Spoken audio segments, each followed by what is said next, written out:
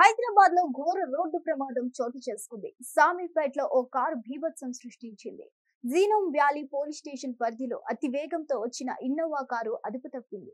అనంతరం ఎదురు రోడ్డుకు వెళ్లి అటుగా వస్తున్న బస్సును ఢీకొట్టబోయి బోల్తా పడింది. ఈ ప్రమాదంలో 3 మృతి చెందారు. మరో 2 పరిస్థితి విషమంగా ఉంది. అటుగా వెళ్తున్న కొందరు పోలీసులకు సమాచారం అందించారు. విషయం తెలుసుకున్న పోలీసులు సంఘటన స్థలానికి చేరుకుని పరిశీలించారు.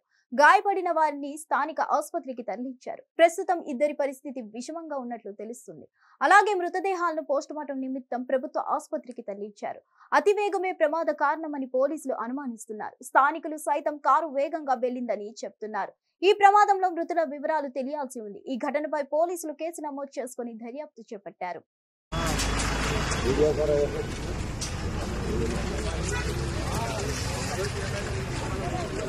మరిన్ని అప్డేట్స్ కోసం హిట్ టీవీ యాప్ ని డౌన్లోడ్ చేసుకోండి. ఇందులో short news, live news, entertainment movies అన్ని అవైలబుల్ గా ఉన్నాయి. Please download Hit TV app. Hit TV app hit TV app ని ఫ్రీగా డౌన్లోడ్ చేసుకోండి.